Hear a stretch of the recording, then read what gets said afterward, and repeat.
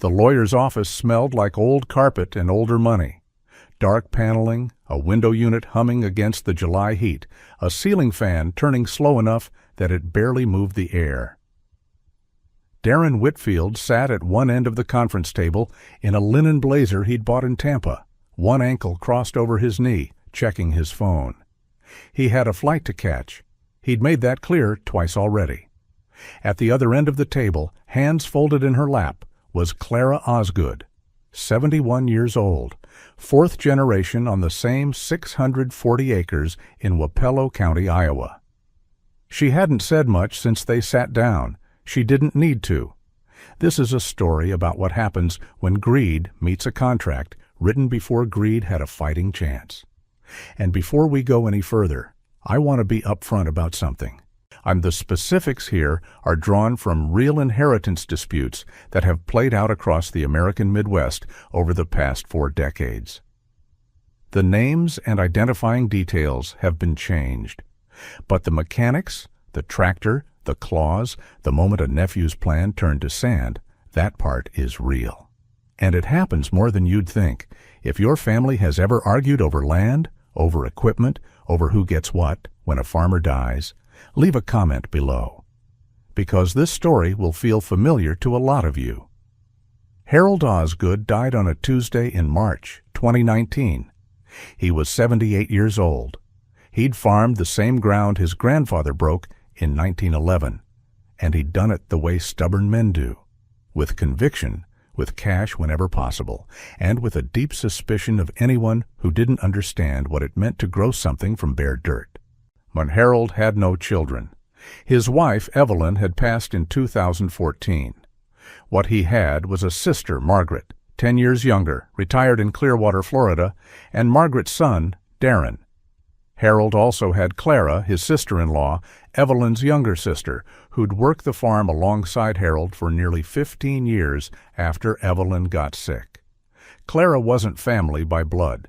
She'd never asked for anything. She drove a 12-year-old F-150 with 180,000 miles on it and kept 3 dogs and planted a garden every spring in the same spot behind the machine shed where Evelyn used to plant hers. Harold knew all of that, and Harold had planned accordingly. The will was read on a Wednesday in July, 4 months after the funeral. Darren had flown in from Tampa. He worked in commercial real estate, coastal development, resort properties. He'd visited the farm maybe 6 times in his adult life. The last time was in 2009, when he'd borrowed money from Harold to cover a down payment on a condo he later sold at a loss. He hadn't paid it back. Harold knew that too. The John Deere 4440. Let me tell you something about that tractor before we go any further, because it matters to this story in ways that aren't obvious yet. The 4440 was built in Waterloo, Iowa between 1978 and 1982. It was an 130-horsepower machine, sound guard cab, quad-range transmission, a power shift option that changed how a lot of mid-size operations ran their fieldwork. It wasn't the biggest tractor John Deere made, but for a 600-acre corn and soybean operation in southeast Iowa, it was the heart of the equipment line. Harold bought his in 1980. New. He paid $39,500 for it, which in $1980 was a serious commitment. He kept the original invoice in a manila folder in a fireproof box under his bed. By 2019, that tractor had logged something like 14,000 hours. Harold had rebuilt the engine once, in 1997, at a cost of $8,400. He'd repainted it himself in 2006, the John Deere green so dark and clean it looked almost black in certain light. He'd replaced the cab glass when a hailstorm took it out in 2011. The seat was newer, a replacement with armrests and a suspension base Clara had ordered as a birthday gift in 2015. The 4440 was worth somewhere between $28,000 and $34,000 at the time of Harold's death, depending on who was buying and when. That number matters. Keep it in mind. What mattered more was what Harold had written about it. The will had been drafted in 2016, updated in 2018. Harold had used the same attorney his family had used for 40 years, a man named Gerald Pruitt, who had an office above a hardware store in Ottawa, and who had written farm wills his entire career. Gerald knew what he was doing. The basic structure was this. The land, 640 acres, valued at approximately $1.8 million at the time of probate, was to be split. Darren would receive a 50% interest. Clara would receive a 50% interest.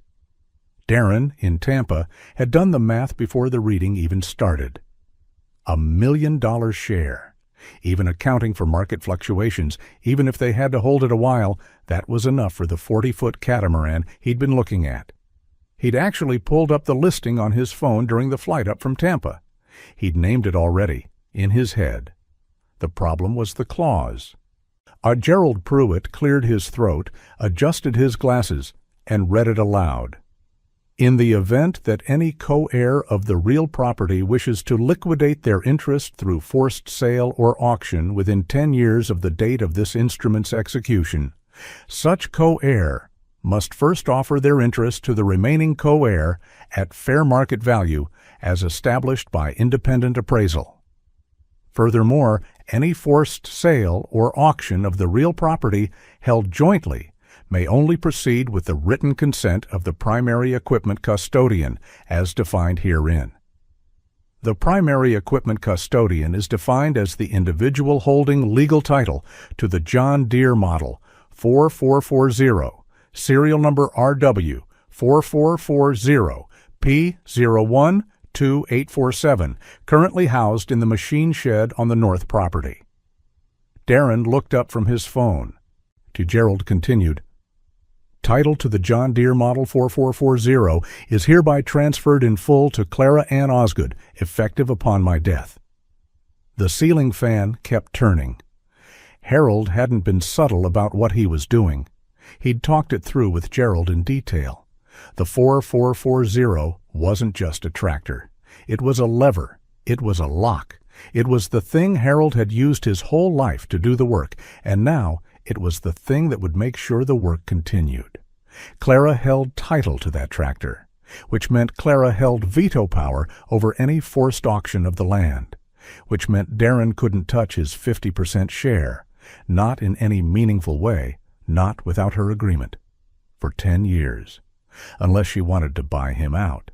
She didn't have $900,000, unless he wanted to sell to her at a price she could finance. He didn't want to. Unless they leased the land, which would generate income shared equally for both of them. That he hadn't considered yet. Darren hired an attorney. Of course he did. A probate litigator out of Des Moines who specialized in contested estates. Darren's theory was that the clause was invalid, that you couldn't attach real property restrictions to personal property in this way, that the 4,440 provision was a legal fiction designed to circumvent legitimate inheritance rights. The Des Moines attorney read the will, read Gerald Pruitt's accompanying documentation, and called Darren back 2 days later. The clause is going to hold, he said. Pruitt was careful. The equipment custodian language is tied to a right of first refusal that's legally sound. You'd need to prove undue influence or lack of testamentary capacity. And from what you've described, Harold Osgood was running a farm operation until 8 weeks before his death. You're not going to win that argument. Darren called Gerald Pruitt's office and demanded a meeting. Gerald, who was 67 and had been doing this since 1981, took the meeting calmly and said 2 things. First, that Harold had been fully competent when he signed both versions of the will. Second, that Harold had, in fact, anticipated this exact response. He slid a letter across the desk. Harold had written it himself in longhand and had it notarized in December of 2018. It read, in part, "If Darren is reading this, he is probably angry. That's all right. I want him to understand something his father never got around to teaching him. This land is not a casino chip. It is not a down payment on something else. It is the thing itself. Clara understands that. I am leaving her the tool that will make sure it stays true. Clara, for her part, wasn't celebrating. She'd known about the clause. Harold had told her in 2018, sitting at his kitchen table over coffee, the way he told her most things, matter-of-factly, without drama, as if he were telling her the field corn was coming up strong. "I want you to be able to stay," he'd said. "I know," she'd said. "Darren's going to be unhappy." He's been unhappy before. Harold had smiled at that. He'd refilled her coffee without asking. What Clara actually wanted was straightforward. She wanted to keep farming the ground. She had a cash rent arrangement already in place with a neighboring operation. The Hendersons, third generation, solid operators, fair people, and she was prepared to continue it. But the rent income, split equally with Darren, would generate somewhere between $45,000 and $55,000 per year, depending on the lease terms. Darren's share, $22,500 to $27,500 annually. Not a yacht, but not nothing. She offered him a fair buyout calculation. If he wanted liquidity now, she would work with a local agricultural lender to purchase his 50% interest at appraised value, financed over 15 years. It would put $900,000, minus carrying costs, in his hands over time. It wasn't the same as a lump sum, but it was real money, and it was possible. He rejected it. He came back 6 months later and accepted it. By then, the legal fees on his side had topped $34,000. Gerald Pruitt billed Clara's estate a flat fee of $2,800 for the entire process, as he had agreed with Harold years before. The 4440 is still on the farm, so Clara starts it up twice a year, even though the Hendersons supply their own equipment. She checks the fluid levels, runs it up and down the lane, parks it back in the same spot under the north machine shed roof where Harold kept it for 40 years. The green is still dark. The hours are still ticking. Slowly now, just barely past 14,000, each one a record of work done on ground that's still in the family. Some people will watch this and say Harold was clever. Some will say he was controlling, that he had no right to tie up Darren's inheritance with a legal maneuver attached to a nearly 40-year-old tractor. I'll leave that to you. What I'll say is this: Harold Osgood knew his land, and he knew his people. He knew the difference between someone who understood what the land meant and someone who saw it as a number on a spreadsheet. He built his will the way he built everything else, with a specific tool, chosen for a specific purpose, used with precision. The 4440 was never just a tractor to Harold. It was the argument. And in the end, the argument held. If you've ever dealt with a farm estate, a will that surprised you, a family dispute over land or equipment, a clause someone buried in the paperwork 30 years ago, I want to hear about it. Leave a comment. These stories are everywhere, and most of them never get told. Under this video, you'll see a subscribe button, a small action with a big meaning.